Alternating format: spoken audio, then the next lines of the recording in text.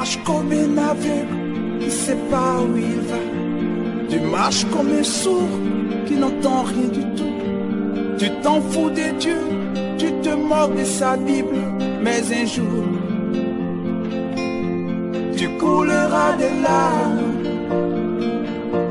pour tout cela.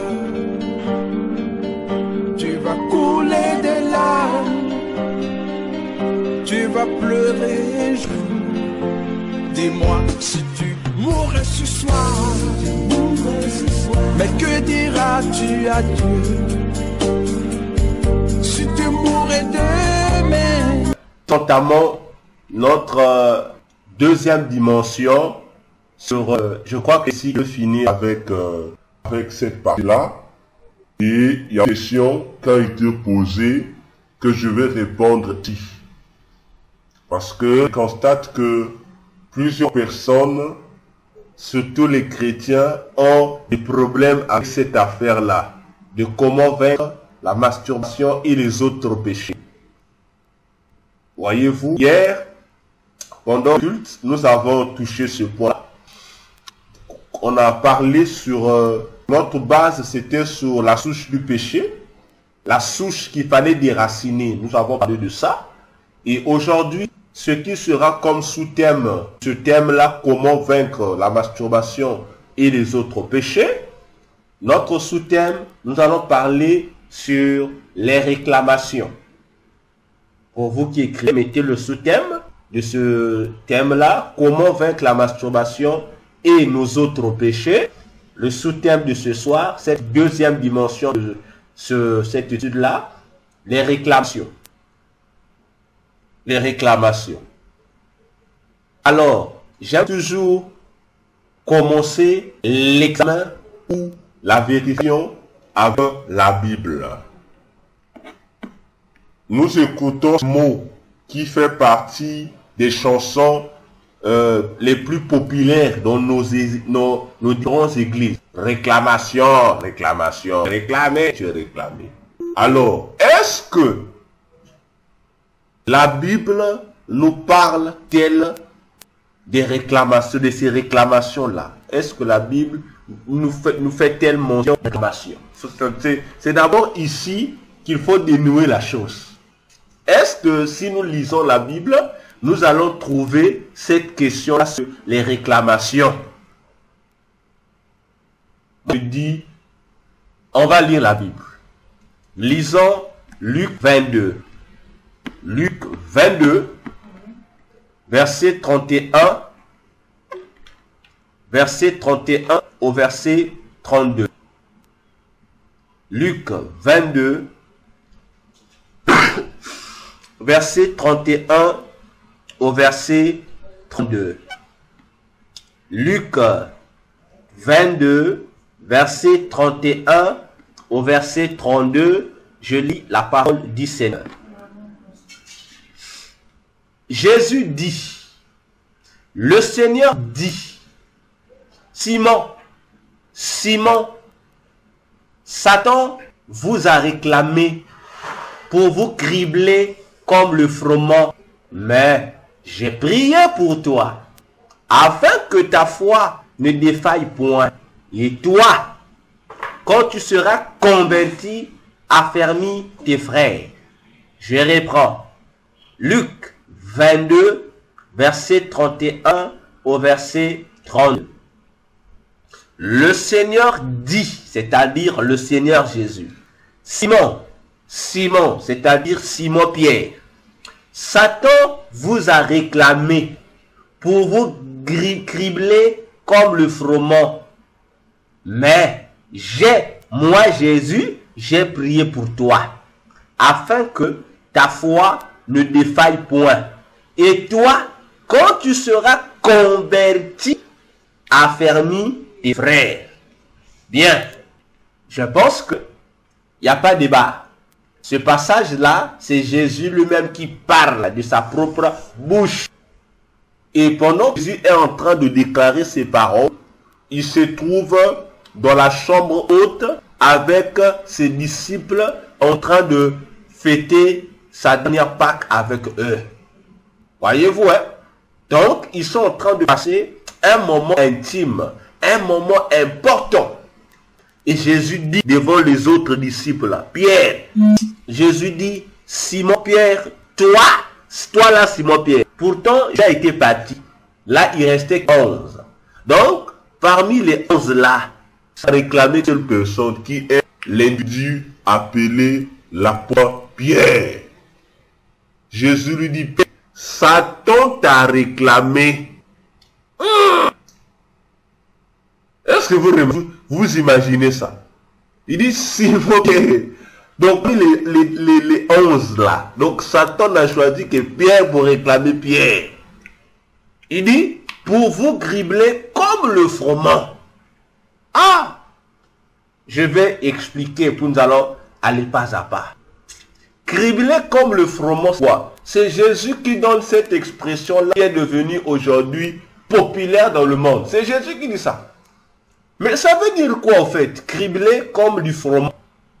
Cribler quelque chose, c'est faire, comment on dit ça? Vous savez les mamans, voilà, faire un tri. Et faire un tri, souvent on parle de ça, vous voyez, lorsque les mamans, par exemple, du blé, du riz, le haricot là. Vous voyez que vous mettez le haricot sur une sorte de tamis ou un panier comme ça, où vous êtes en train voilà, on appelle ça au Congo, on dit choisir. Tu enlèves les bons grains, non, tu enlèves les mauvais grains, tu laisses que dans le récipient ou dans le tamis, les bons grains. Et donc tu fais une sélection. Mais Jésus dit, Satan a réclamé Pierre. Pourquoi? Pour lui faire une sélection dans la vie de Pierre. Donc, autrement dit, donc, Satan, lorsqu'il est Pierre là, l'objectif de Satan, c'était faire une étude approfondie, une étude détaillée sur la vie de Pierre pour savoir comment il devrait tenter Pierre et comment il devrait l'avoir dans son pied. Imaginez ça? Pierre, Simon seulement. Satan n'a pas vu Matthieu. Il n'a pas vu les autres. Lui, il a choisi l'apôtre Pierre. Il lui dit, moi, c'est moi Pierre que je dois réclamer. Oh, Satan. Quel problème tu avais à voir avec l'apôtre Pierre? Jésus nous explique la conséquence des réclamations. Là, c'est Satan qui réclame Pierre en personne. Satan qui le réclame en personne. C'est pas le petit de Satan. Non, non, c'est Satan lui-même qui réclame Pierre. Satan en personne. Donc faites attention. Jésus nous explique les conséquences de la nation. Il dit, lorsque une personne est réclamée, c'est que l'objectif c'est quoi? C'est de pousser la foi de cette personne à faillir. À faire tomber la foi de quelqu'un. Et lorsque la foi de quelqu'un entre en faillite, la personne devient païenne. Voilà pourquoi Jésus dit, toi lorsque tu as converti, affermis les autres. Donc, il y a ici un phénomène de chute. Voyez-vous? Donc, lorsque Satan te réclame, la mission des réclamations, c'est pour te faire chuter dans la foi. En fait, te régresser, te pousser à l'abandon de la foi. Voyez-vous? Donc, au travers du passage, vous et moi, nous sommes convaincus que les phénomènes des réclamations sataniques sont également bibliques. Sont bibliques. Donc là, il n'y a pas de débat. Sont bibliques. Alors, un homme de Dieu en RDC s'est permis de dire gaillardement devant dans une émission, il dit, lui ne croit pas aux doctrines des réclamations. Comment un chrétien peut-il être réclamé? C'est impossible, c'est faux. Alors, citez-le ce verset-là. Entre lui et Jésus, qui est plus intelligent que l'autre? Qui est plus intelligent que l'autre? Jésus. C'est Jésus qui s'adresse à son disciple. C'est lui qui dormait avec Jésus. Jésus à lui. Satan le réclame lui. Pourquoi seulement Pierre? Pourquoi seulement Pierre? Pourquoi seulement Pierre? Parce que vous allez remarquer, Pierre La Bible dit que Jésus avait établi Pierre comme étant le chef de son équipe. Et c'est cette posture qu'a Pierre que Satan convoitait. Parce que de tous les disciples de Jésus qu'il a recrutés, parmi les 12, il y a Pierre à qui Jésus a dit, je ferai de toi pécheur d'hommes. On a dit ça à Pierre. Les autres, Jésus dit, sur mes Pierre, on lui a précisé, je ferai de toi pécheur d'hommes. Voyez-vous, c'est pourquoi vous verrez dans la vie de Jésus, parmi tous les apôtres, celui qui s'est posé, c'était l'apôtre.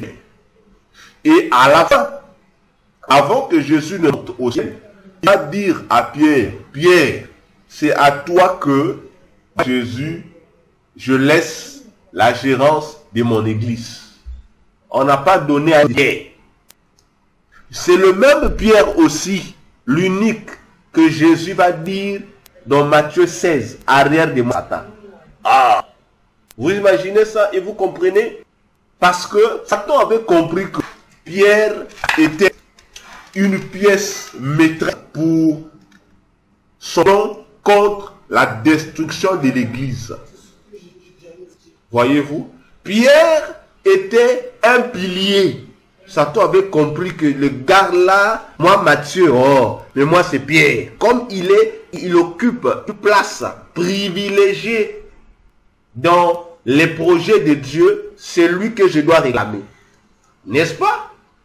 Or, lorsque nous parlons de réclamation, on ne peut pas te réclamer si tu n'as pas une liaison avec celui qui te réclame. N'est-ce pas? On ne parle de réclamation que lorsqu'il y a un lien qui te lie avec celui qui te réclame. Donc, parlons de réclamation de droit. N'est-ce pas? Ça veut dire que tu réclames quelque chose juridiquement qui t'appartient. N'est-ce pas? C'est ça la réclamation. Donc, Pierre s'attend en réclamant Pierre. Donc, Pierre avait en lui les choses qui appartenaient à Satan. Non, on ne le réclamait pas. Voyez-vous? Sinon, on ne le réclamait pas. Donc, il avait à lui des choses d'autrui de Satan. Que Satan voulait le prendre. C'est naturel. C'est un contrat. Un contrat social. Si on ne peut pas te réclamer, s'il n'y a pas de lien, ça ne passe pas. Donc, lorsque Satan te réclame, ça veut dire que il faut d'abord réfléchir. Je ne sais pas si vous me comprenez. Lorsque Satan te réclame ou lorsque certaines réclamations sataniques pèsent sur toi,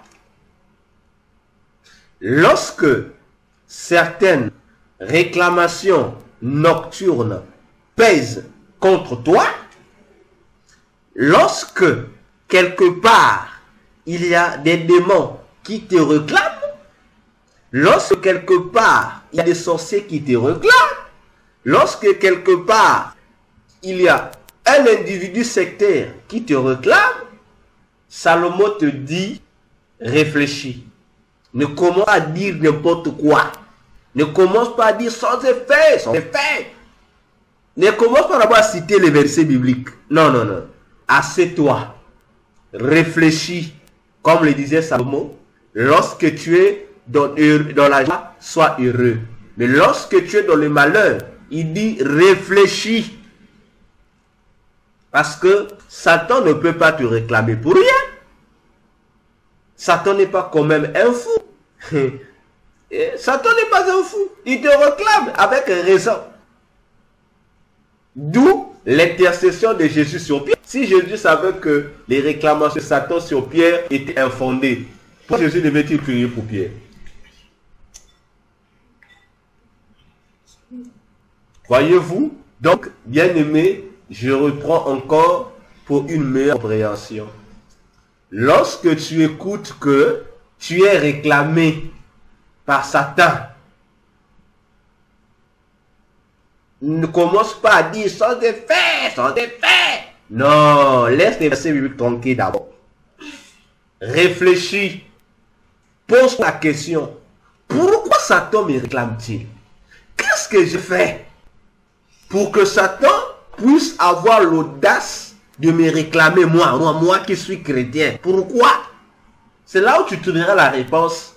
Et cette réponse t'amènera à faire que Satan ne puisse plus avoir le pouvoir sur toi. Voyez-vous, c'est cela.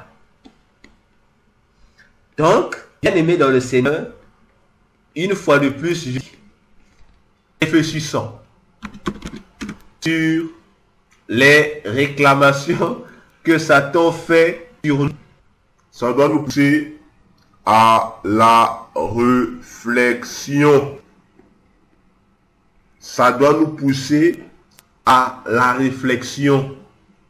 Parce que des fois, nous nous fâchons pour rien. Des fois, nous insultons les sorciers pour rien. En leur disant tout ce que nous leur disons là. Ils nous réclament.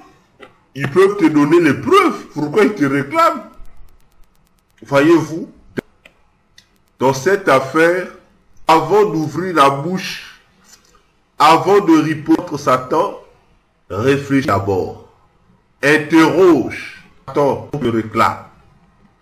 Pourtant, moi, je suis chrétien.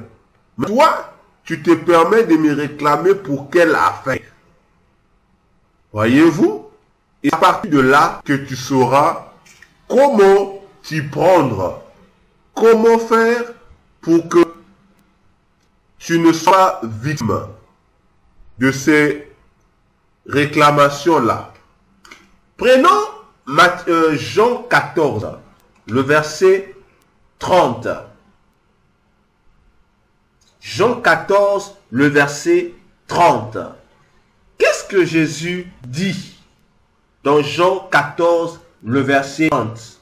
Les réclamations sont une affaire sérieuse.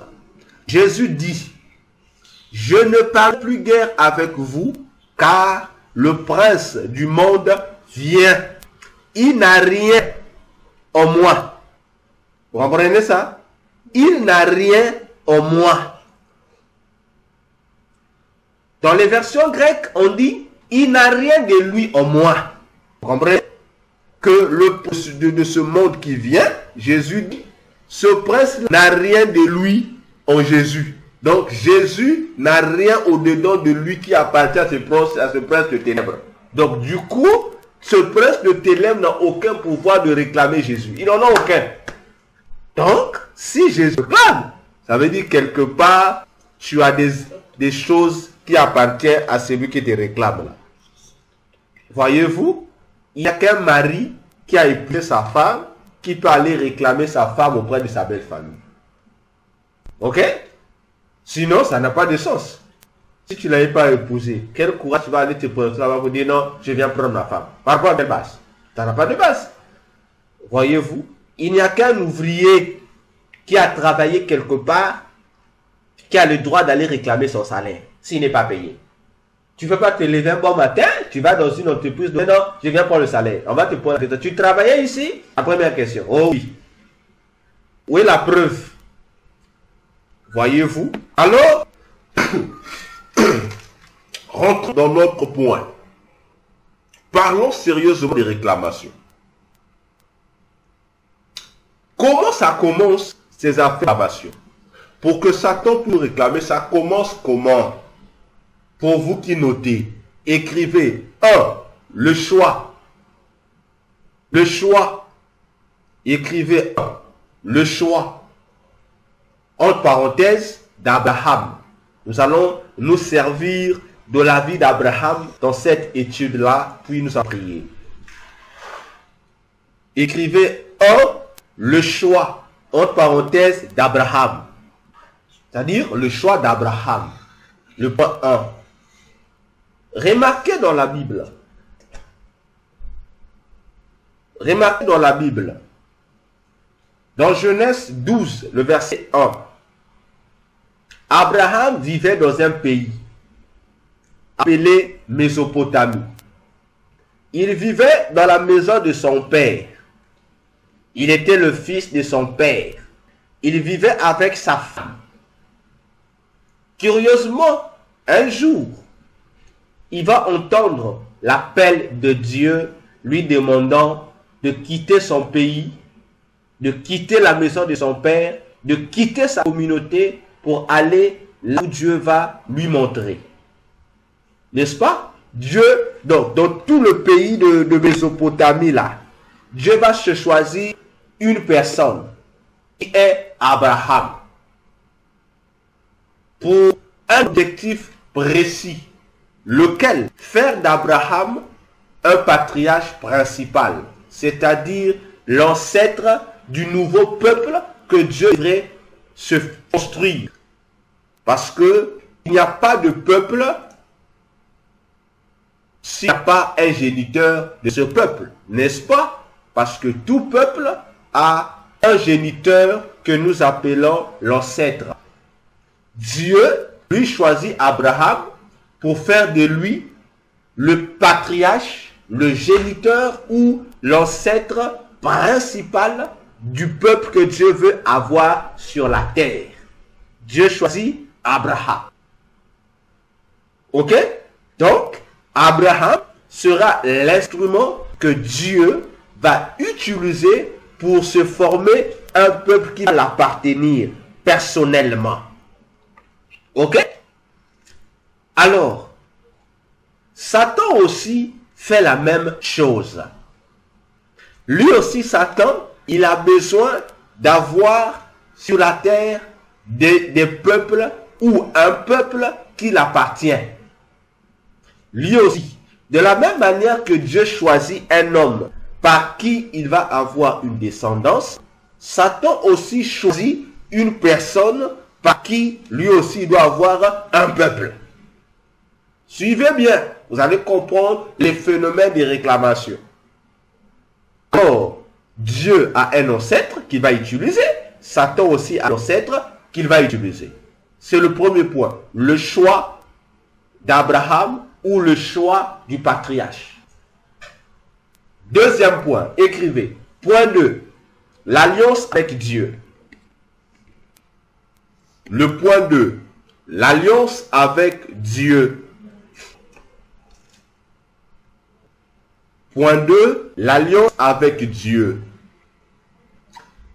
Après Genèse 12, 1, la Bible dit dans Genèse 17, verset 1 jusqu'au verset 11. Genèse 17, du verset 1 jusqu'au verset 11. Non seulement que Dieu va choisir Abraham pour faire de lui l'ancêtre principal de son peuple, Dieu va faire une alliance avec cet ancêtre-là. Ok? Dieu va faire une alliance avec Abraham, qui est l'ancêtre du peuple de Dieu. Alors, dans l'alliance que Dieu va faire avec Abraham, cette alliance ne va pas seulement impliquer l'ancêtre, mais ça va également impliquer les descendants de cet ancêtre-là. C'est-à-dire tous les enfants que cet ancêtre va mettre au monde.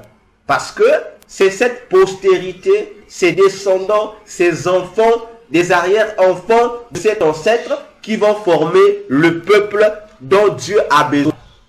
Donc, retenons que l'alliance de Dieu avec l'ancêtre est également la même alliance qui lie l'ancêtre à ses descendants.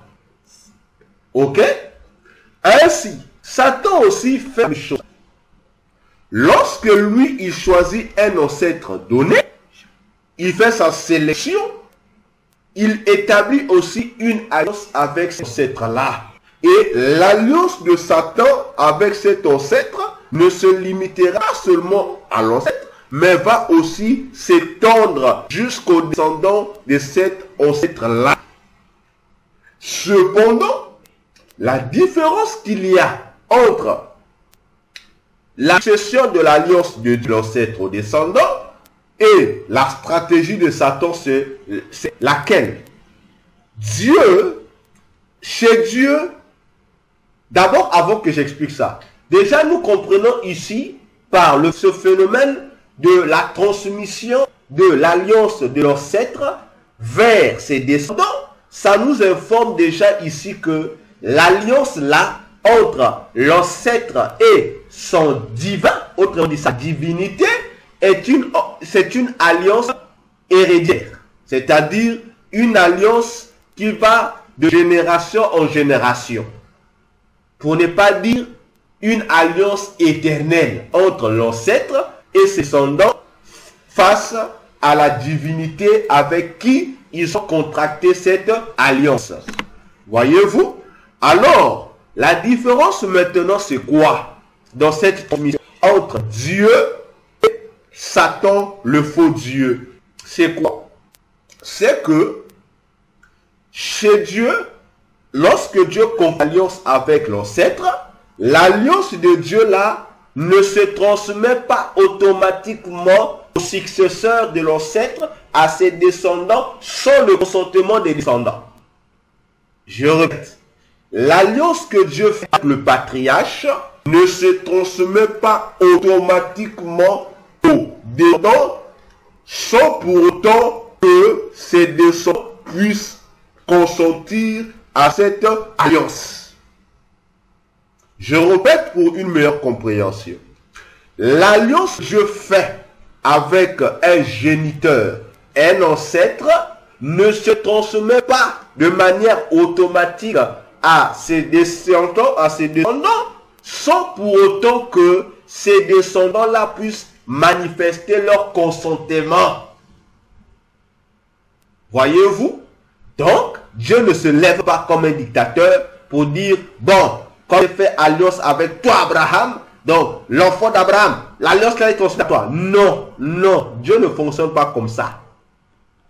Voilà pourquoi nous allons remarquer. Abraham va mettre au monde Isaac. Ok? Isaac, lorsque Dieu viendra vers lui, attention, nous sommes ici dans Genèse 26, du 1er au 6e verset. Genèse 26, du 1er au 6e verset. Dieu n'a pas dit à Isaac, Isaac, voilà, tu es lié avec moi dans l'alliance. Non. Dieu a fait comprendre, Dieu est venu négocier avec le descendant Abraham, Isaac. Dieu lui a dit, voilà mon alliance que j'ai fait avec ton père. Il y a une négociation. Et Dieu, si vous lisez Genèse 26, vous allez comprendre qu'il y a eu une négociation entre des successeurs d'Abraham et Dieu. Dieu a fait une production de l'alliance de l'ancêtre à son descendant Isaac. Isaac a accepté. Alors, on est l'alliance d'Abraham, Isaac aussi, et devient le successeur de l'alliance divine. Ok? Isaac à son tour va mettre au monde. Alors, Isaac à son tour va mettre au monde. Parmi ses enfants, ses jumeaux, Ésaü et Jacob, Dieu viendra se manifester, ne va pas aussi imposer. Non, non, non. Dieu, Ésaü déjà, s'étant éloigné de Dieu, c'est lui qui restait fidèle aux traditions d'Abraham, d'Isaac et d'Abraham, c'était Jacob. Alors, Dieu aussi va ramener la même alliance qu'il a conclue avec Abraham, qui a été transmise à Isaac. Dieu va ramener ça à Jacob, en procédant de la même manière, en proposant à Jacob s'il devait accepter la même alliance qui lie Abraham et Isaac.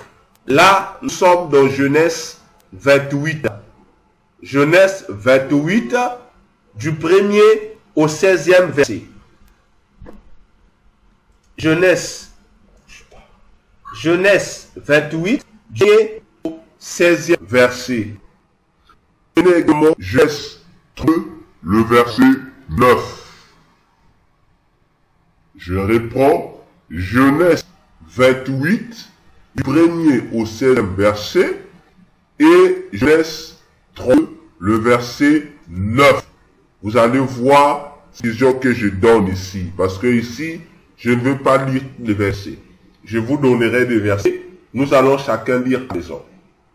Voyez-vous? Genèse 30, verset 9. Dieu vient également proposer à Jacob d'hériter de la même alliance que ses pères. Jacob a accepté. Donc, il y a eu consensus. Ce n'est pas une position. Non. Jacob a dit d'accord, je vais marcher dans l'alliance. Et Dieu conclut l'alliance avec Jacob. Ok? Jacob à son tour, il va avoir des enfants. Les 12 qui forment les 12 tribus d'Israël, que nous appelons la nation juive ou les Israélites ou tout court Israël. Ok? Les 12 fils de Jacob. Dieu aussi viendra auprès de ces 12 fils de Jacob là, pour leur faire la proposition de la même alliance. Dieu ne va imposer. Dieu vient faire la proposition pour voir si le peuple accepte ou pas. Et le peuple, les 12 tribus vont accepter ça. Les 12 fils de Jacob vont accepter ça. La même alliance. Qui devient l'alliance d'Abraham, d'Isaac et de Jacob. Et eux, les 12 tribus d'Israël, vont épouser la même alliance. Là, nous sommes Exode 2, le verset 23 au verset 25. Exode 2, verset 23 au verset 25. Exode 3, verset 5 à 8. Exode 3, verset 5 à 8. Et Exode 6, verset 1 au verset 9.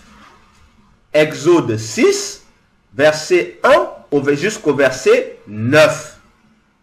Vous allez voir comment Israël a accepté d'épouser l'alliance de leurs 3 patriarches, Abraham, Isaac et Jacob. Tout en négociant avec eux, que ça soit une alliance consentie. Ok? Et du côté de Satan cette fois-ci, Satan, qu'est-ce que lui fait? Lui ne vient pas faire comme Dieu, négocier avec les descendants, comme Dieu a fait. Non. Lui, il impose aux descendants d'hériter. Il vous impose. Il te dit déjà que toi qui nais là, tu es déjà dedans. Alors que Dieu ne dit pas ça. Pour que tu rentres dans l'alliance de Dieu, il faudra que tu l'acceptes. Mais ce sont, ils sont fous. Il n'a pas besoin de ta décision. Il n'a pas besoin de ton consentement. Donc lui, le fait que lui, il avait fait l'alliance avec votre ancêtre, avec votre père, donc vous les enfants, obligatoirement, vous êtes déjà dedans. Vous ne le voulez pas. Il vous prend déjà dedans. Donc il vous considère comme les successeurs de cette alliance ou de ce pacte qu'il a conclu avec ton ancêtre. Donc le reste, c'est pas vrai. Ok? Voilà où commencent les réactions. Donc Satan commence déjà à te réclamer alors que tu n'as jamais dit oui à son alliance. Alors que tu n'as jamais dit oui au pacte qu'il a fait avec ton père ou ton ancêtre. Voyez-vous? Donc le qu'on a fait avec nos ancêtres, ça n'a rien à voir avec nous. Mais Satan nous implique dedans. Quand tu es dedans, que tu dises oui, qu'il dise toi oui pour Satan, nous sommes là, nous faisons partie de l'alliance là. Donc c'est une alliance transmise par dictature. Voilà ce que Satan fait avec son alliance. Mais ici, faites attention. Remarquez bien un phénomène, bien aimé dans le Seigneur. Dieu, lorsque Dieu est venu contracter avec Abraham, Dieu a précisé les descendants qui devraient hériter de cette alliance. Attention, c'est un point important. Dieu n'a pas dit que cette alliance-là sera héritée par tous les enfants d'Abraham. Non. Si vous lisez tous les versets que j'ai donnés, vous allez voir ces précisions-là. Dieu est précis. Il dit à Abraham que mon alliance avec toi ne va pas concerner tous tes descendants. Non. Uniquement les descendants que toi, Abraham, tu vas avoir avec ta femme Sarah. Voyez-vous? Donc, l'alliance de Dieu concerne l'ancêtre avec une descendance spécifique. Dieu ne choisit pas tous les enfants d'Abraham, mais Dieu précise uniquement les enfants qui sortiront de Sarah. Donc, dans l'alliance de Dieu avec Abraham, Ismaël qu'Abraham a eu avec Agar est exclu. Donc, les musulmans sont exclus avec leur fameux mensonge de Mahomet étant le fils d'Ismaël, qui est un mensonge à la fois spirituel, biblique et historique. C'est faux parce que Mahomet n'a jamais été descendant d'Ismaël. C'est faux et archi faux. Un jour, je vais démontrer. C'est faux et archi faux. C'est un mensonge que les musulmans veulent imposer pour chercher à hériter l'alliance. Non, ils sont exclus. Eux et leurs prophètes, ils sont exclus. Les autres fils d'Abraham, Badian et les autres qu'Abraham a eu avec Ketura, ces enfants-là aussi n'ont rien à voir avec l'alliance de Dieu. Voyez-vous? Donc, l'unique enfant ou les seuls descendants d'Abraham concernés par l'alliance divine, ce sont les enfants qu'Abraham a mis au monde avec Sarah. Donc, tout celui qui n'est pas fruit de Sarah, l'alliance de Dieu ne te concerne pas. Notez et soulignez cette précision-là.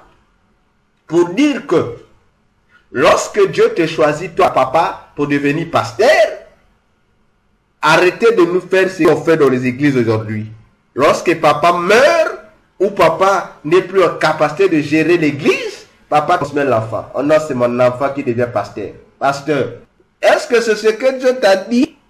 Oh non, c'est mon alliance. Est-ce que dans ton alliance, Dieu a dit qu'après toi, celui qui devait épouser ton alliance, c'est ton fils? Non, l'église de Dieu n'est pas familiale. Donc, tous les enfants que vous voyez là, qui sont les successeurs de leur père, comprenez que c'est le business. Ça n'a rien à voir avec Dieu. C'est le business.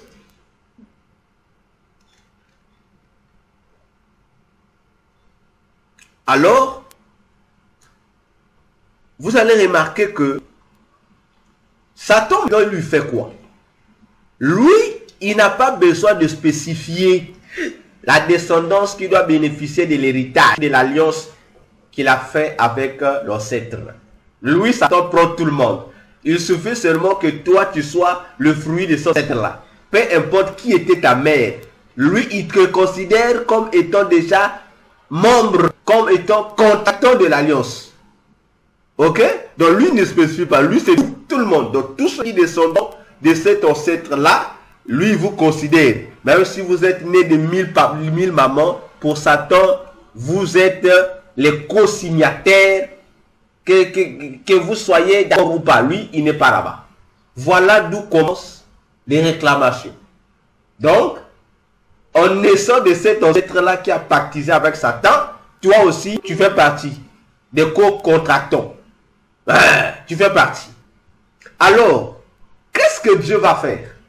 Suivez bien ma démarche. Ça va vous aider lorsque vous allez prier contre ces réclamations-là. Vous suivez la démarche que je vous donne.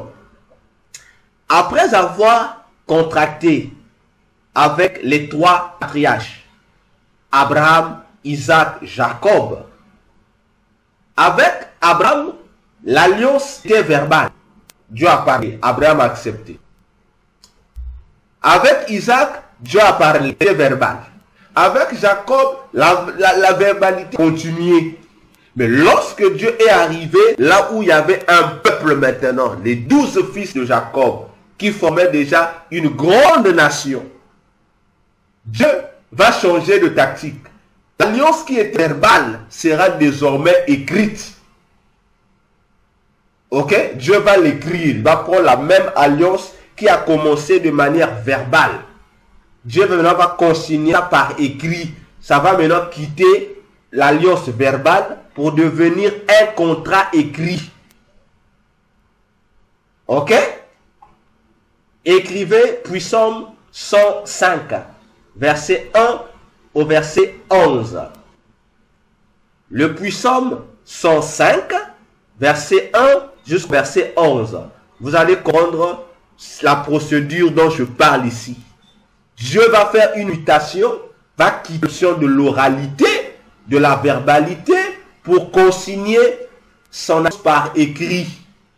Et ce document qui va consigner les écrits, c'est ce document que nous allons appeler en un mot la loi de l'Éternel ou l'Ancien Testament résumé, que nous résumons par les 10 commandements.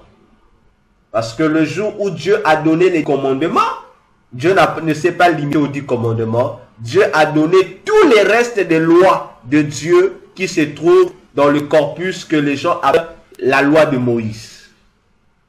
Lisez, ajoutez Exode 19, versets 1 à 6. Exode 19, versets 1 à 6. Exode 34, versets 27 à 20. Exode 34, verset 27 au verset 29. Prenez encore Deutéronome 30. Deutéronome 30, verset 24 jusqu'au verset 30. Deutéronome 30, verset 24 jusqu'au verset 30. Et enfin, Josué 24, verset 2 à 28. Josué 24, verset 22 au verset 28. Alors, tous ces versets nous invitent à une réalité. Ce qui a commencé oralement par la bouche a fini par être consigné dans un livre pour former un contrat archivé.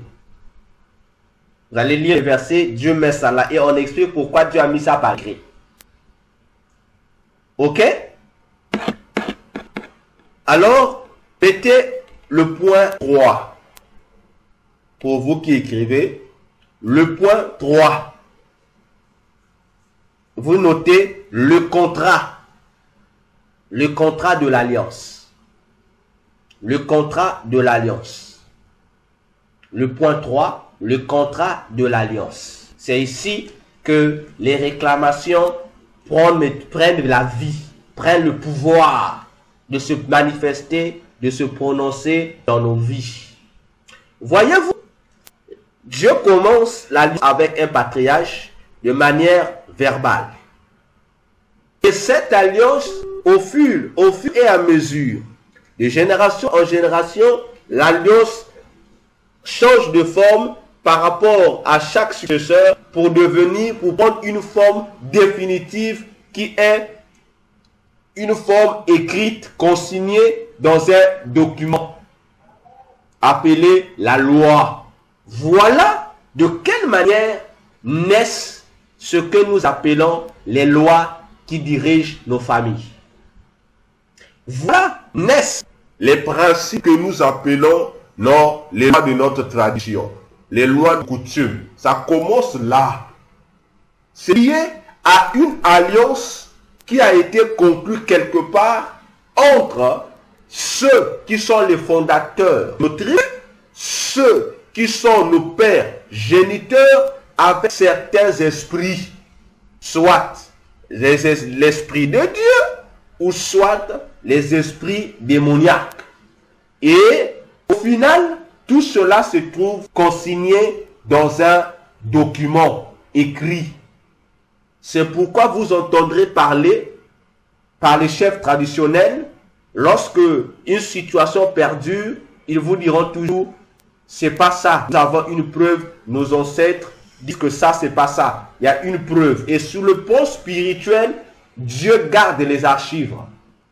Satan aussi, chez lui, il garde les archives qui contiennent les lois qui déterminent votre relation entre vous et les esprits avec qui vous avez fait des pactes. Parce que l'objectif de l'alliance de Dieu envers son peuple, c'était pour déterminer leur mode de vie, leur conduite et les lois qui devraient faire leur existence. Comme si Dieu leur donnait une sorte de constitution qui devait diriger leur nation.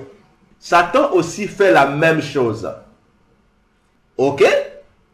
Alors, désormais, au travers de cette alliance, nous et nos ancêtres, nous appartenons aux esprits avec qui nos ancêtres ont eu à faire des pactes ou des alliances.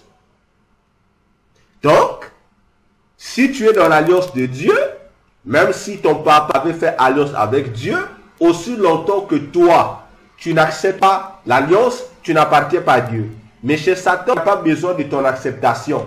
Le fait seulement que tu sois né de ton être, tu l'appartiens. Voilà de quelle manière nous parlons ici des dieux des familles, des dieux des ancêtres ou des dieux des tribus. C'est de cette manière-là que ces démons-là deviennent les dieux de nos familles, les dieux de nos tribus, les dieux de notre province, les dieux de notre nation, etc., etc. Couramment appelés les dieux de nos ancêtres. Parce que nous ne nous appartenons plus à nous-mêmes, mais nous appartenons à certaines entités avec qui nos ancêtres ont pactisé. Et les accords de notre pacte, de notre alliance, sont enregistrés dans le monde spirituel. Prenons Colossiens 2, versets 13 à 14 que nous allons lire. Colossiens 2, versets 13 à 14. Colossiens 2, versets 13 à 14. Écoutons ce que Jésus a fait. Faire à ces esprits-là. La Bible dit, vous qui étiez morts par vos offenses et par l'incirconcision de votre chair, il, c'est-à-dire Jésus, vous a rendu à la vie avec lui en nous faisant grâce pour toutes nos offenses. Verset 14, il a effacé l'acte dont les ordonnances nous condamnaient et qui subsistait contre nous, il l'a détruit en le clouant à la croix. Point final. Vous avez compris? Est-ce que nous avons compris? Ce que Jésus a fait sur la croix. Donc, en mourant sur la croix, pour nous délivrer de nos péchés. Parce que si le péché nous colonise, c'est parce que le péché là est le résultat de l'alliance conclue entre nous, entre nos ancêtres et ces démons-là.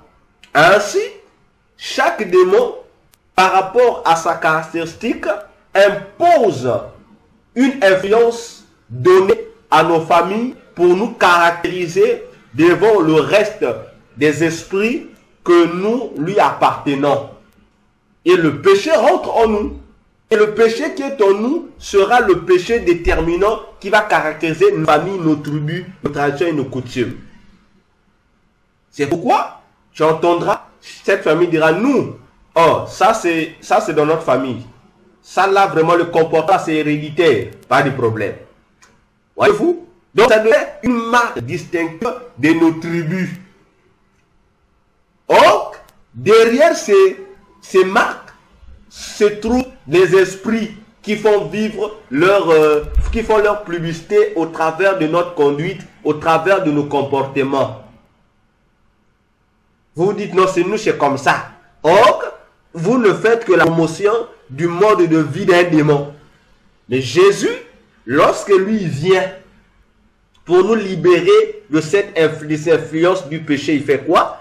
il va à la source, là où se trouve le livre qui contient la loi, l'alliance que nous avons conclue. Il a pris ce livre-là, il a déchiré toutes les lois qui nous condamnaient là. Il a tout déchiré. Parce que il doit y avoir transfert.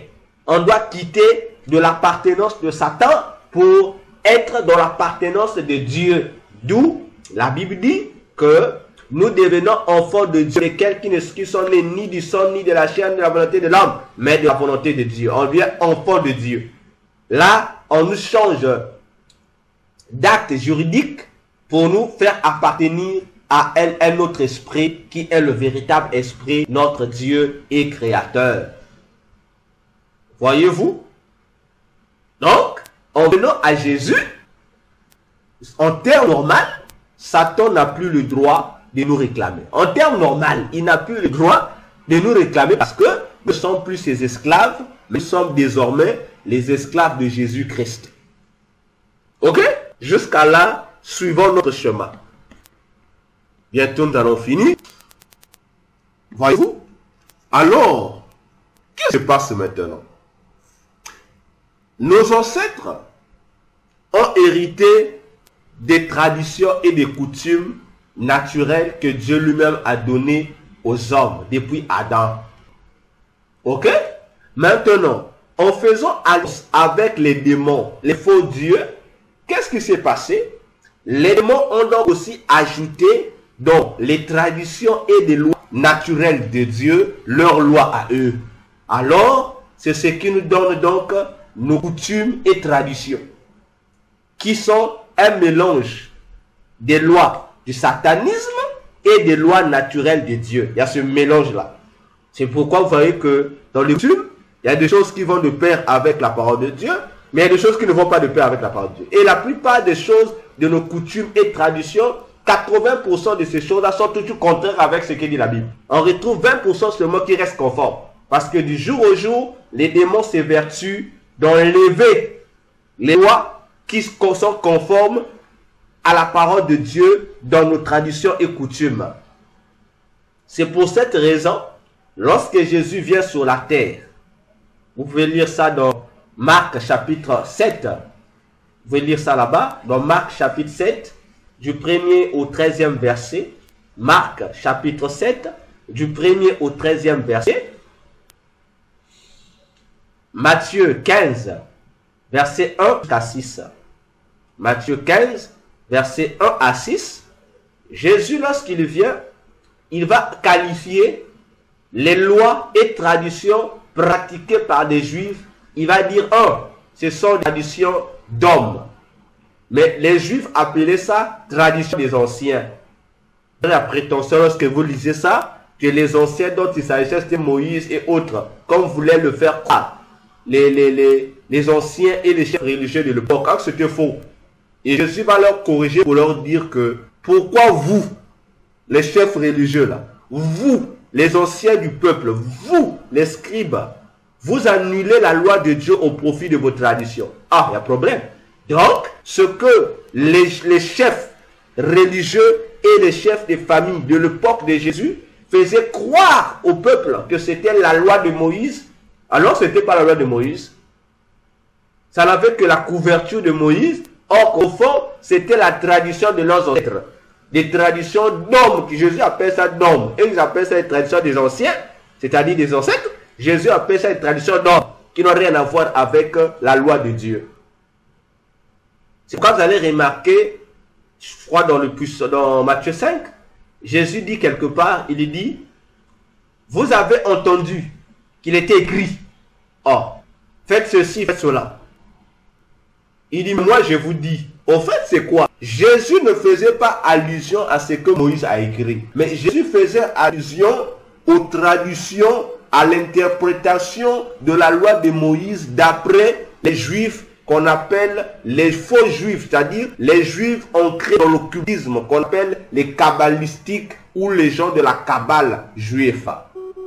Voyez-vous, Kabbale juive, c'est une secte dans laquelle étaient les pharisiens, les sadducéens et les scribes de l'époque de Jésus.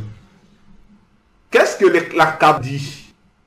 La Kabbale dit que la loi de Moïse, c'est vrai, mais tu ne peux pas comprendre la loi de Moïse si tu n'es pas initié dans la Kabbale. Parce que pour eux, la Kabbale, c'est l'interprétation mystique de l'Ancien Testament, c'est-à-dire de tous les livres que Dieu a envoyés aux prophètes de l'Ancien Testament.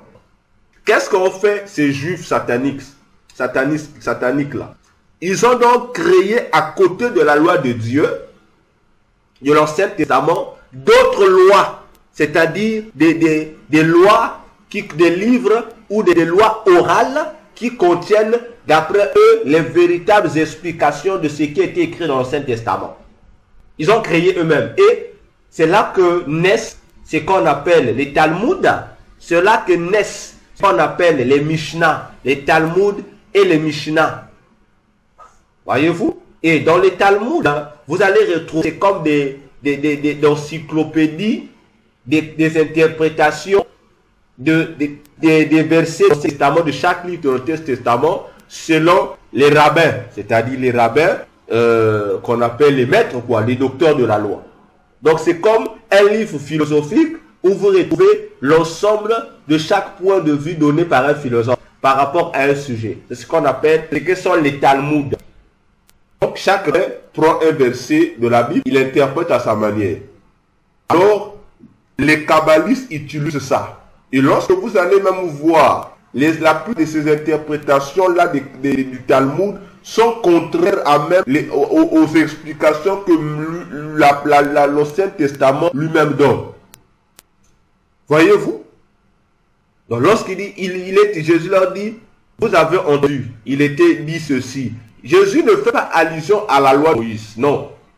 Vous allez retrouver ça dans la loi de Moïse. Mais Jésus corrige l'interprétation qui se trouve dans le Talmud. C'est pourquoi vous verrez quelque part, Jésus a dit que les pharisiens, il a mis dans Matthieu 16, il a dit à ses disciples d'être en garde contre les levains des pharisiens. Et il explique que les levains des pharisiens, il faisait allusion à la doctrine des pharisiens. Parce que les pharisiens prenaient leur doctrine kabbalistique, c'est ce qui faisait croire au peuple que c'est la véritable interprétation de la parole de Dieu. Alors ce n'est pas le cas. Et aujourd'hui dans les églises, c'est la même doctrine de la Kabbale que nous trouvons dans nos églises aujourd'hui. On ne nous interprète plus la Bible elle-même, mais on nous interprète maintenant la Bible au travers des brochures, au travers des soi-disant livres qui sont supérieurs à la Bible, au travers des indications d'un prophète donné. Au lieu de dire la Bible dit, on dit maintenant le prophète avait dit. Même que le prophète a dit quelque chose qui est contraire à la Bible. Mais les gens préfèrent prendre ce que le prophète avait dit qui contredit la Bible qui est comme vrai. N'est-ce pas? C'est ce que vous voyez, non? Les églises où ils ont la Bible, un côté ils ont aussi leur livre. Mais lorsque vous lisez un verset dans la Bible, mais ils n'interprètent pas le verset dans la Bible. Ils interprètent ça dans la brochure ou dans l'autre livre qu'ils ont là. Voyez-vous? Et c'est le même phénomène qui se passait à l'époque de Jésus. Et c'est le même phénomène qui se trouve dans nos coutumes et traditions. Vous allez voir, il y a des ressemblances avec certaines choses qui sont bibliques, mais vous allez bien voir, il y a beaucoup de choses qui sont bibliques. Et si vous demandez à nos ancêtres, là, à nos chefs de famille, là, demandez, mais cette pratique-là, pourquoi on fait? Oh non, ce sont nos ancêtres qui font ça. Donc nous, on pousse à imiter quelque chose auquel ni le chef de famille n'a d'explication. Donc comme l'ancêtre faisait, faites seulement. Ah non, je suis désolé. Non. Genèse jusqu'à Apocalypse, on nous a expliqué pourquoi on doit faire ceci ou cela. Dieu nous a donné les raisons. Maintenant, vous n'expliquez pas les raisons. Pour quelle affaire? Faites attention avec ça. Et c'est là que naissent maintenant la phrase, les dieux de nos pères, que les gens qui sont ancrés dans la tradition là, aiment ça. D'ailleurs, si vous lisez Acte 16, verset 16, verset 21, Acte 16, verset 16 au verset 1, vous connaissez bien l'histoire, lorsque l'apôtre Paul va chasser l'esprit de Python qui manipulait, qui prophétisait, comme il était arme. La Bible déclare que les propriétaires de cette femme-là, qui utilisaient cette femme pour gagner de l'argent, vont aller accuser au tribunal auprès de l'autorité romaine. Ils vont dire leur argument que ces hommes-là, Paul et son ami, ils nous prêchent des traditions des traditions qui ne nous sont pas ni autorisées à recevoir et à écouter. Il dit ça n'a rien à voir avec nous. Voyez-vous? Et c'est la même opposition que l'évangile entre dans nos pays, dans nos villages. N'est-ce pas? Tu apportes le dit non, non, ça c'est l'évangile blanc, je ne prends pas. Oh, non, non, ça c'est pas nos coutumes traditions. C'est comme ça, parce que ils ont une autre tradition qui viennent des démons.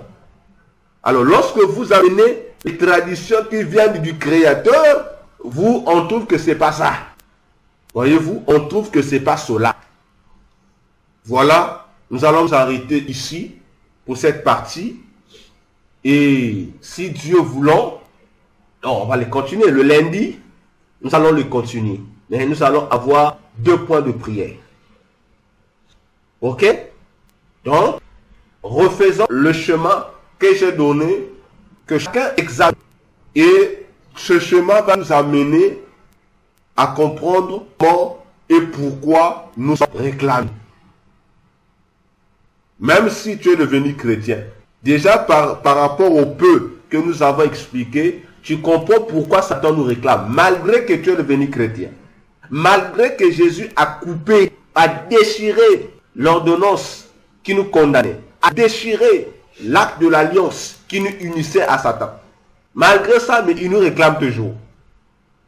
Parce que pour lui, aussi longtemps que tu seras fils d'eux et fille d'eux, ça veut dire que tu as toujours le même sang, non?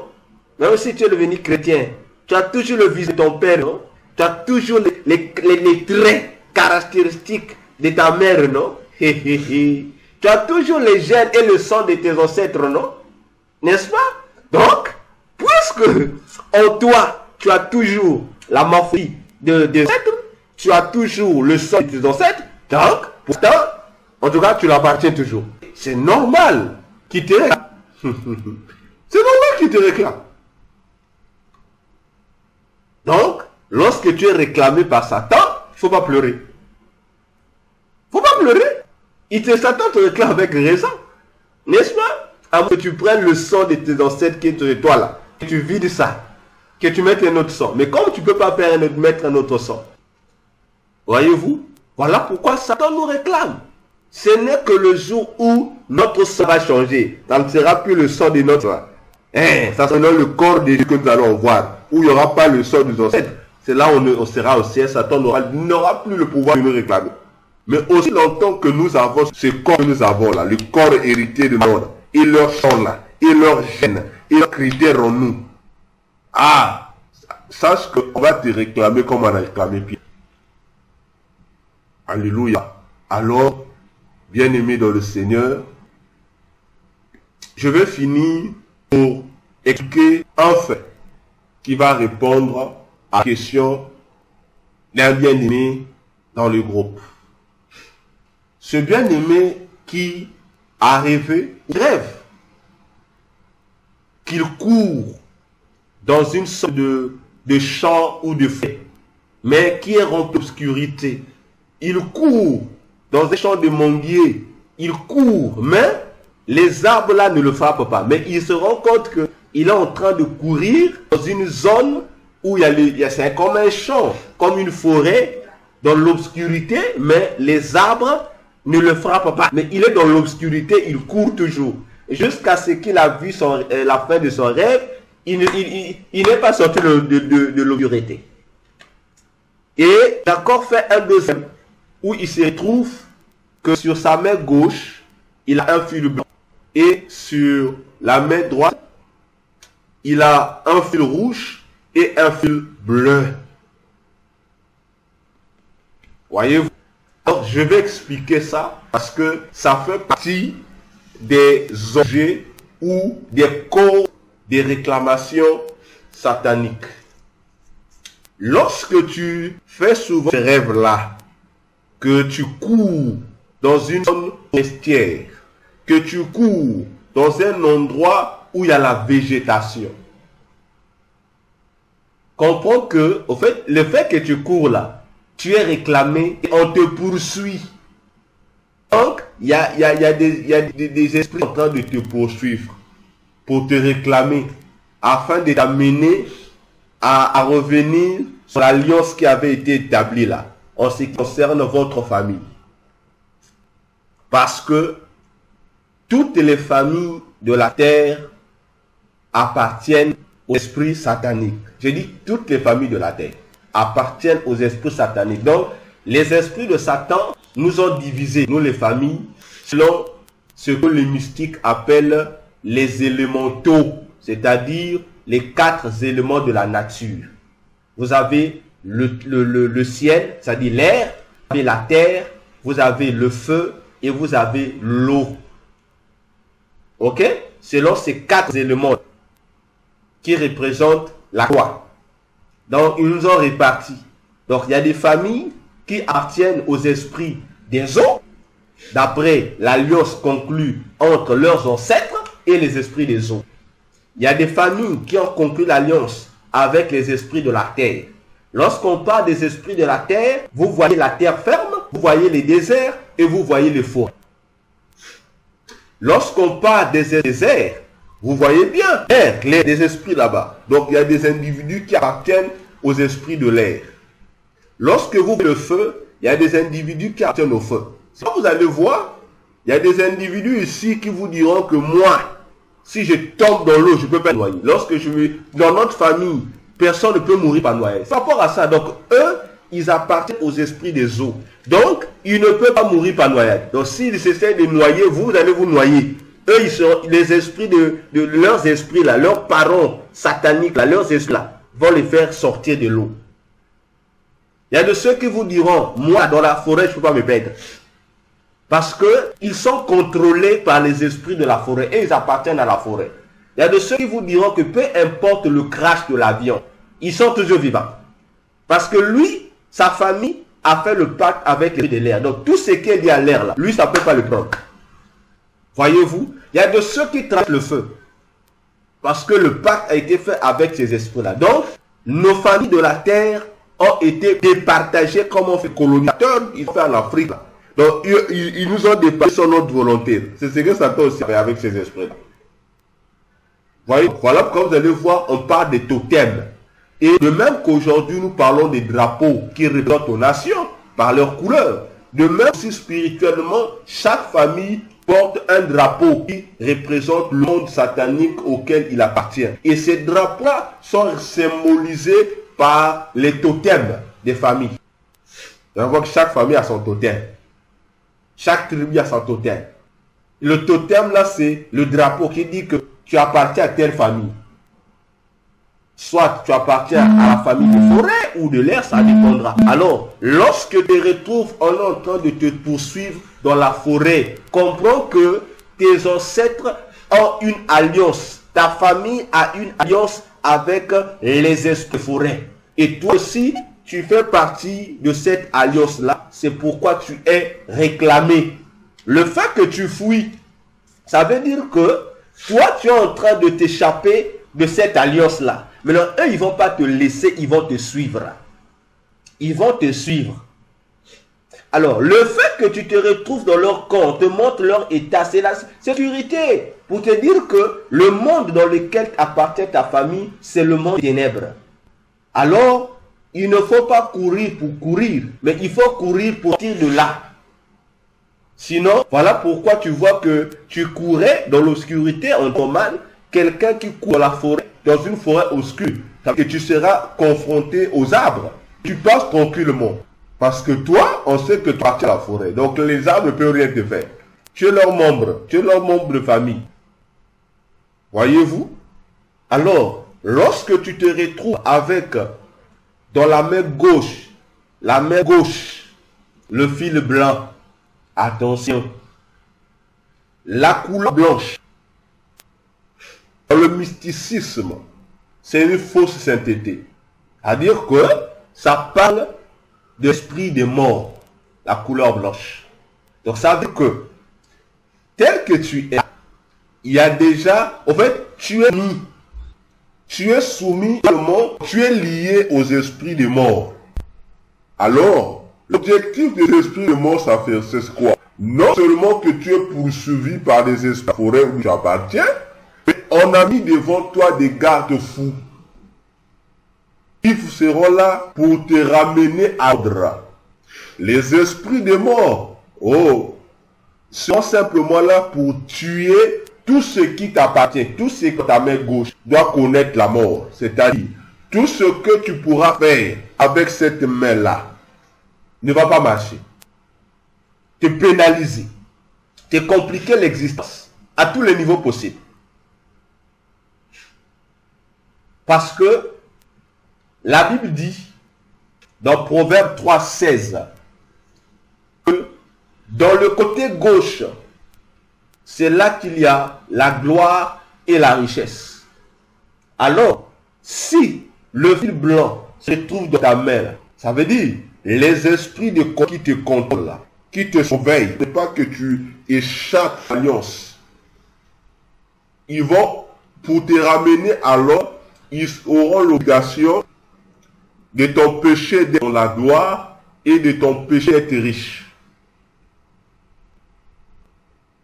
Le fil rouge dans la main droite et le bleu. Le fil rouge dans le monde des ténèbres, ça représente l'instabilité. Une vie toujours troublée. Des guerres, des bagarres. Donc tout ce qui est lié au trouble, à l'insécurité. Donc tu n'auras pas de paix.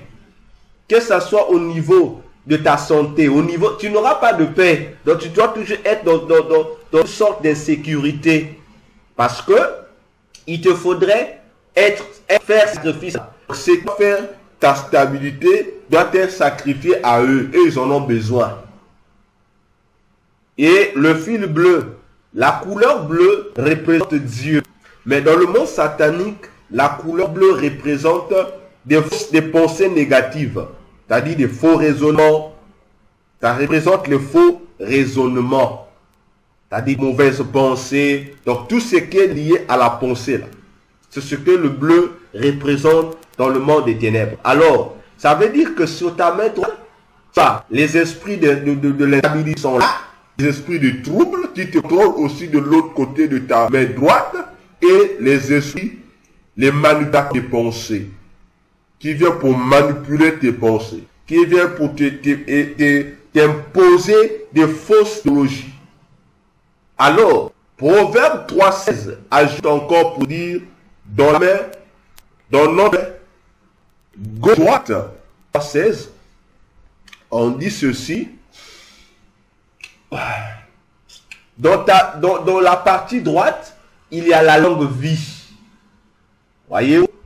Donc, c'est pourquoi il faut que dans la droite, il faut qu'il y ait deux fils. Donc deux esprits de contrôle. Les esprits qui doivent empêcher que tu sois stable, qui doivent toujours créer des troubles. Et les esprits qui doivent influencer ta pensée. Parce que si tu es dans la stabilité et si tu as des bonnes pensées, ça te donne déjà la liberté d'avoir la richesse et la gloire. Alors, si la droite est perturbée, automatiquement, la gauche ne peut rien recevoir. Parce que c'est la droite qui fait la force de la gauche. Voilà pour répondre au songe qui m'a été donné. Maintenant, que le propriétaire du songe prenne conscience du combat qui est devant lui. Le grand problème maintenant, si tu échappes à la vigilance des esprits de contrôle qui doivent te surveiller là, il faut maintenant que tu réussisses à sortir de la forêt. Parce que tant que tu es toujours dans la forêt, ça veut dire que tu es un prisonnier qui a fui ta cellule, mais tu es toujours dans le périmètre de la prison. Pour être libéré, il faut que tu réussisses à quitter la forêt. Ce à faire, c'est que ce soir, lorsque tu vas prier, tu commences d'abord à te nettoyer, c'est-à-dire, tu viens devant Jésus, tu lui dis, Seigneur, je viens d'abord me repentir de tous les péchés là, même les que je n'ai jamais confessés. Donc tout, je viens me dire, pardonne-moi. Je veux que tu me pardonnes. Réconcilie-toi d'abord avec Dieu. Ok? Une fois que tu vas faire cette prière de réconciliation individuelle avec Dieu, pour que Dieu puisse, au cas où il y avait eu des accords dans ton alliance avec Dieu, que l'alliance soit d'abord établie. Une fois que tu fais ta prière de repentance, maintenant, tu dois maintenant déclarer à Dieu. Demande à Dieu de te réclamer. Commence à rappeler à Dieu ce que Dieu a dit. Que ceux qui reçoivent Jésus deviennent enfants de Dieu. Je te donne Jean 1, verset 12 à 14. Ça te servira comme verset de base. Jean 1, verset 12 à 14. Tu répètes ça dans ta prière. Tu dis, Dieu, je sais de Dieu, plus de la chair, plus du sang, ni de la volonté de l'homme. Donc, je n'ai plus droit à être réclamé. Ah, je refuse. Ok? Et après avoir fait cette prière-là, tu vas maintenant t'opposer à toute alliance, à tout esprit qui pourra se dresser contre toi pour te réclamer encore.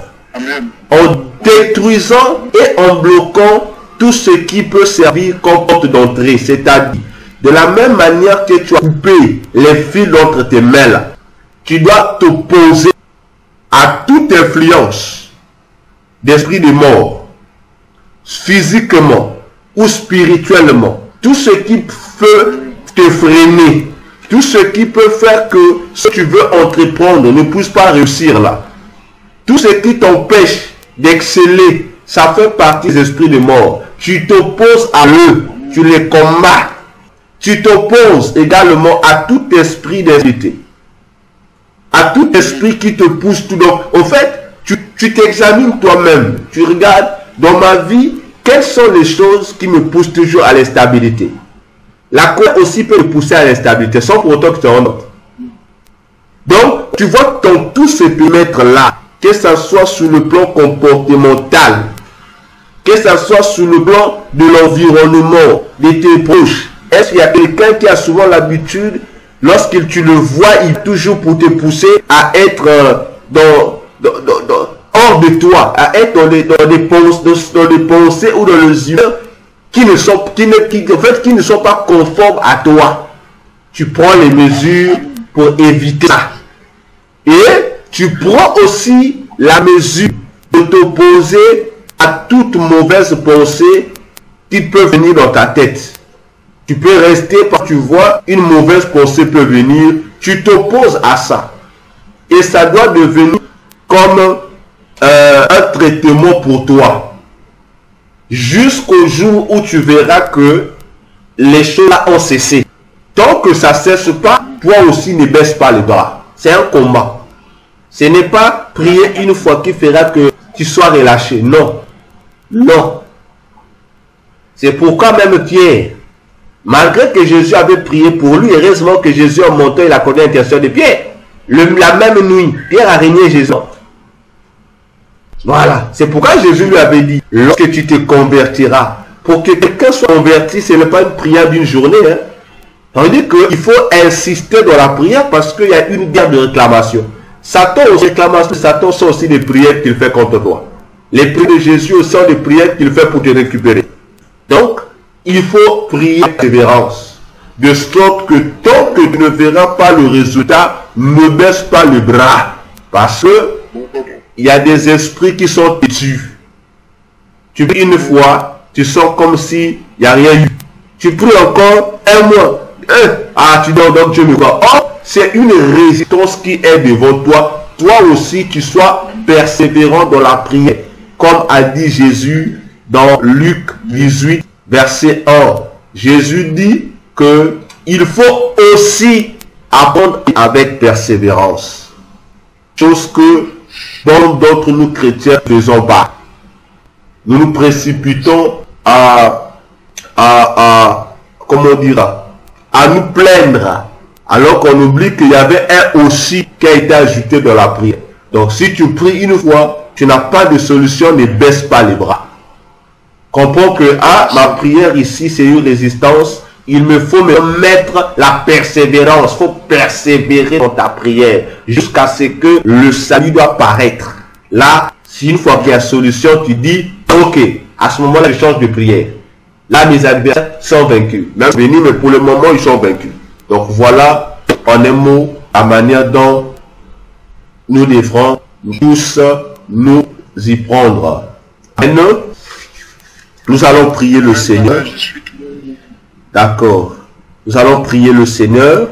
Nous allons lui dire qu'il nous donne la force.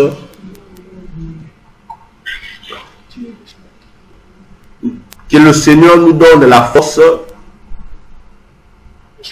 et le discernement ce soir de savoir discerner les manières et les raisons pour lesquelles ça nous réclame. Nous ou nos enfants ou les gens de nos noms. Élèvons voix, prions le Seigneur.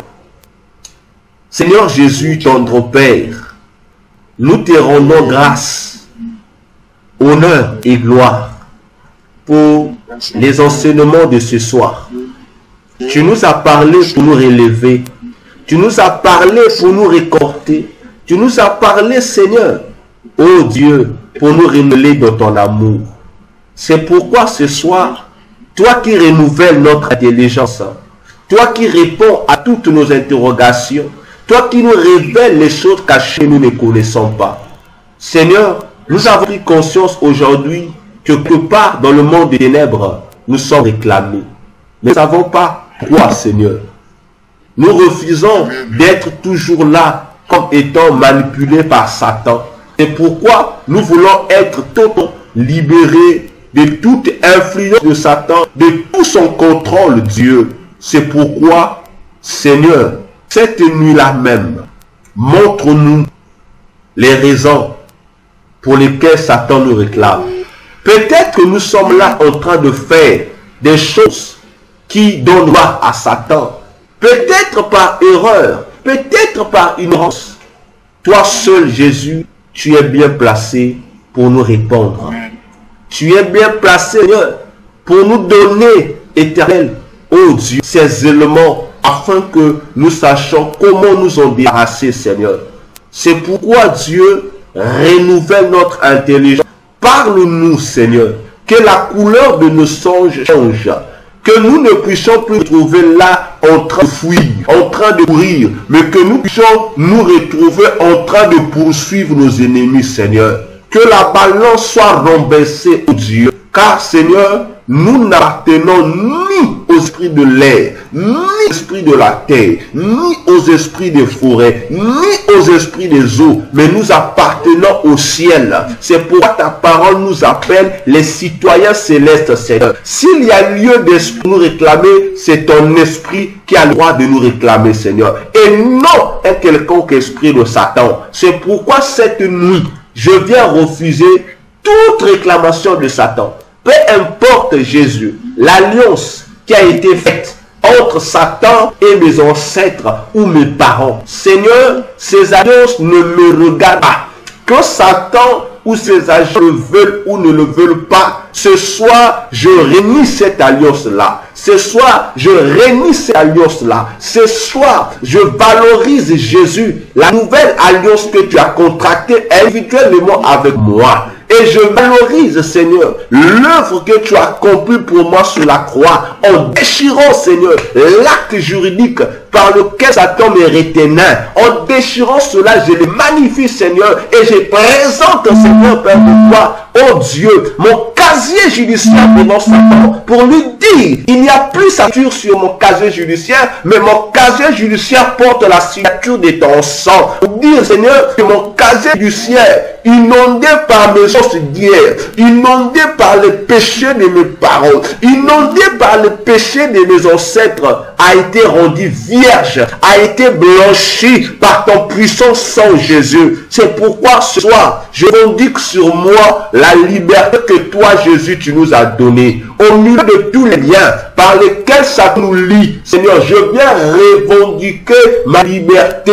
Je viens revendiquer mon indépendance, l'indépendance de ma famille, l'indépendance de mes enfants, l'indépendance de ma femme. Je réclame cela au nom de Jésus. Je réclame cette indépendance, Seigneur, devant la colonisation de Satan, devant la colonisation des divinités de nos familles, devant la colonisation, Jésus, des divinités de nos tribus. Au nom de Jésus, je réclame devant tous les totems de nos familles, je réclame l'indépendance au nom puissant de Jésus, parce que nous avons sous les marques de Jésus. Seigneur, merci parce que tu es glorieux. Merci pour les visitations divines. Merci parce que le Saint-Esprit va nous donner la force et le courage de nous exercer dans le combat, de nous mener jusqu'à ce que nous vivrons, Seigneur, les résultats, jusqu'à ce que nous avons la victoire définitive, Seigneur, sur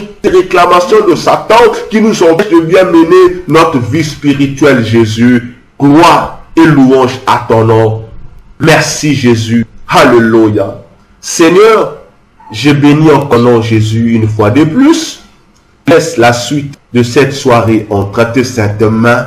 C'est que nos maisons soient envahies par tes anges. Parce que nous et nos maisons, nous t'appartenons. Et que les anges fassent de nos maisons leur complément, Seigneur. Garde-nous contre toute oppression de l'ennemi. Garde-nous contre toute visitation nocturne occulte. Au nom puissant de Jésus, nous annulons les cauchemars des hommes.